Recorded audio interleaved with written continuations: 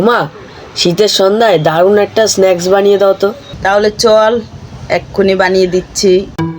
প্রথমে একটা বাটিতে পরিমাণ মতন ময়দা, লবণ, তারপরে তেল দিয়ে সুন্দর করে একটা ডো বানাতে হবে যাতে এরকম দলা হয়।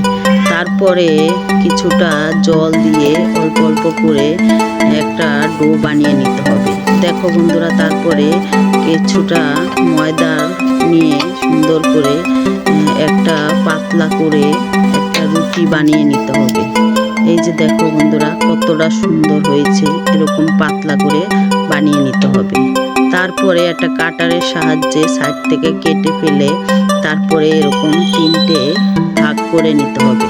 তারপরে একটা ভাগ নিয়ে তেল ব্রাশ করে সুন্দর করে মাঝখান দিয়ে ভেঙে একটা ছুরির সাহায্যে সুন্দর করে কেটে কেটে এরকমভাবে ফুলের মতো বানিয়ে নিতে হবে। তারপরে তারপর লাস্টে একটু জল দিয়ে সেটাকে সিল করে দিতে হবে। তারপরে সবগুলোকে এরকম ফুলের মতন বানিয়ে নিতে হবে। তারপরে প্যানে তেল গরম করে একে একে সবগুলোকে ছেড়ে দিতে হবে। তারপরে উল্টে পাল্টে লাল লাল করে ভেজে তুলে নিতে হবে। দেখো বন্ধুরা, কতটা সুন্দর লাগছে, আওয়াজটা কত সুন্দর হয়েছে। দেখো বন্ধুরা, দেখতে বন্ধুরা আবারও তোমাদের মাঝে চলে আসলাম নতুন আরেকটা রেসিপি নিয়ে। দেখো বন্ধুরা, কি সুন্দর ফুলের মতন লাগছে, তাই না? তোমরাও এইভাবে বাড়িতে বানিয়ে 1 মাসের জন্য রেখে দিতে পারো, রেখে খেতে পারো, কোনো কিচ্ছু হবে না, সুন্দর লাগবে।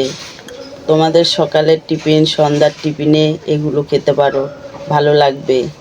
যদি ভালো লাগে লাইক কমেন্ট শেয়ার করবা আর আমাদের পেজটাকে ফলো করবা।